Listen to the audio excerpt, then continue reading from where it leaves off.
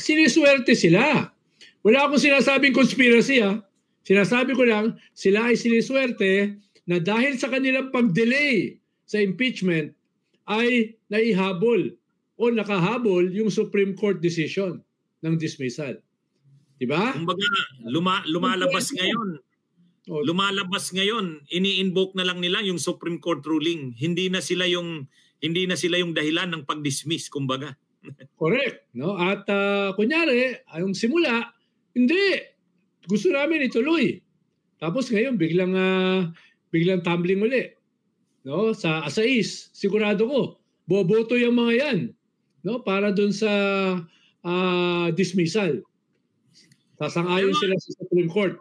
Pero si Joel Villanueva. Pero si Erwin Tulfo, sulit ang stand na dapat ituloy ang trial. Ano bang nandyan kay Tulfo? Well, syempre ay nakita naman nila na yung Senado ay talaga namang co-equal branch. Yung Senado na nasimulan na yung impeachment ay dapat hindi pinanghimasukan ng Supreme Court. Diba? Dahil co-equal branch sila eh. No? Kaya tama naman yung posisyon ni Erwin Tulfo.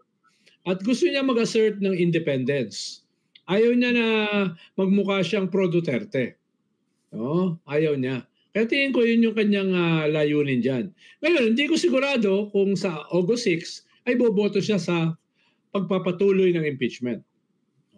Pero Nal, di ba nung una, binabanggit si Lapid na sasama sa Veterans Bloc dyan sa grupo nila Soto.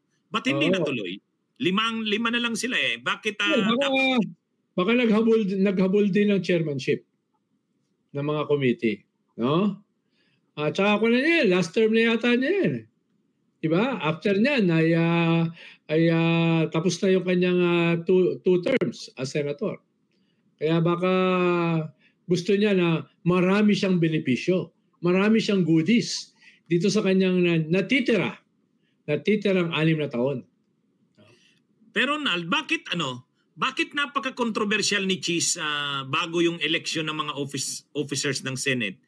Lalo pa lumabas yung issue ng insertions, matinding issue yun, 142.7 billion. Sirang-sira siya doon, pero ano pa rin, siya pa rin ang napiling maging Senate President, 19 eh. Siyempre, dahil una, dinipensahan niya yung mga Duterte. Yung pag-delay at threat na pag-dismiss kung hindi dumating yung Supreme Court decision. No? Ikalawa, siya yung incumbent Senate President. So busog yung kanyang mga kalyado. No? Busog sa mga chairmanship. Busog sa mga marami pang pagkain. Busog na busog. Katulad halimbawa, nung lumabas na 142 billion na insertions. Diba? Busog yung Bulacan. Sino bang senador ang taga Bulacan na mukhang tatakbong governor ng Bulacan sa 2028? Sino ba yun? Diba? So, busog yung kanyang mga kakampi. Lalo na sa mga committees. Kaya yung kanyang mga kakampi, 3, 4 ang mga chairmanship ng mga committee. Kaya sana man lang, ito sila Bam at saka sila Kiko, kung ibebenta na rin lang nila yung kanilang paninindigan para sumama sa majority, para iboto si Mr. Senator Fortwith, Mr. Senator Remand, Mr. Senator Dismissal, kung iboboto na rin nila yan, sana kumuha na sila at least 2. Diba? Diba? Kung ibebenta mo yung iyong paninindigan para sa 30 pilak, no? 30 pieces of silver, hustuhin mo na. Diba? Hustuhin mo na yung 30 pilak, yung 30 pieces of silver. Wag naman 10 pieces lang. Halimbawa, yung nakuha ni Bam, yung basic education, sana kinuha rin niya yung higher education para kompleto. Halimbawa, si Kiko, sana kinuha niya rin niya yung Department of Environment na magko-complement sa agriculture. Anong matitira sa agriculture kung yung environment winawasak ng land conversion, winawasak ng mga subdivision at mga condominium, winawasak ng mining, gold mining, copper mining, di ba? So sana kinuha mo na. Hindi, Para kumpleto. Yung sinasabi mo na gusto ko to make a difference. Eh di, sana gusto mo na. No? Eh, lalo na yan. Eh, baka lalo kang banatan yung mga bumoto sa'yo. ano nga talagang parang sila yung ano yung dalawa, si Kiko at si Bam lang, yung halos isa lang yung hawak nilang committee Correct. chairmanship. Si Correct. Cayetano, 4 4. Si Imagine mo si Cayetano, committee chair ng human rights. Siya yung nagsalita sa United Nations para depensahan ng Tokhang. Hanggang 2022, dinedepensahan niya ang Tokhang, yung crimes against humanity. Tapos ngayon, siya ang chairman ng Human Rights Committee. Siya ang nagdepensa kay Digong na binabiolate daw ang human rights. No? Si Digong na kinasuhan ng crimes against humanity. Tapos siya ngayon ang head ng Human Rights Committee. Ano ba yan? Ano ba yan? Diba? Yung Bilyar, si Camille, si Camille ba ang may hawak? Si Camille. Department of Environment. Yung Committee on Environment and Natural Resources. Mining ang negosyo ng mining ng Bilyar. Sila ang pinakamalaki ang real estate company na convert to rich agricultural lands, di ba? Into housing, into condominium, subdivision, malls, di ba? Sila yan Sila rin ang may-ari ng Agustin Gold Mining. Sila yan. Sila rin ang may-ari ng nag-iisang copper smeltering company. Nag-iisa sa buong Pilipinas. Sila yan. Etc. Tapos sila ngayon ang may hawak ng environment. Talk about conflict of interest. Talk about grave abuse of discretion. Baka sila yung icon. Yan. Tapos yung kapatid, chairman ng Committee ng Public Works and Highways. Sila yan. No?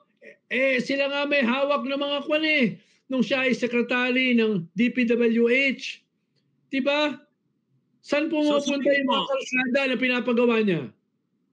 Diba? Sa tingin mo na. Sino yung under niya nung siya ay secretary ng DPWH? Luwa. Sino nagbigay ng permiso sa Prime Water para magkaroon ng 100 mahigit na kontrata sa mga water district? Luwa. Sino yung Luwa? Under ng DPWH. Sino secretary ng DPWH? Si Mark Villar. Sino ngayon ang chairman ng Committee ng Public Works and Highways? Si Mark Villar. Di ba conflict of interest yan, attorney? Ano nga talagang, pero dahil napagbigyan ng kanilang mga gusto, sa tingin mo ba tatagal yung super majority na yan? Kasi sabi ni Estrada, ni Jinggoy, siya mismo sabi niya, stable ngayon ang Senado, pero anumang oras pwedeng may mangyari. Sabi niya, katulad daw nung kay Subiri, 22 sila sa majority, 2 lang yung minority noon, si Coco lang at si Risa, pero kahit 22 na yung majority, biglang-biglang nagkaroon ng pagbabago, hindi inaasahan din ni Subiri yun. Posible rin bang mangyari yan dyan ngayon kay Cheese? Well, ang posible nga mangyari ay buntik pa nga nanganib si Cheese. Kung hindi lang may nakialam na makapangyarihang tao sa Malacanang. Baka sakaling nakalusot pa si Tito Soto. No? Kung nabalitaan mo yun. Kung nabasa mo yung news sa Politico. May nakialam in support of Cheese. Hindi, banggitin natin, Nal. Game of Thrones. Wala naman tayong katibayan No? Banggitin mo na yung article. Yung article sabi na may nakialam. Hindi raw nagkasundo yung first couple doon. Ayon sa Politico.com. Diba? So, pag meron ka kasi 13 senador, overnight, immediately tanggal ka as Senate President. Kaya binubusog niya lahat. No? Binubusog niya. Chairmanship ng committee, no? At kung ano-ano pang mga insertions. Diba? Busog Busog.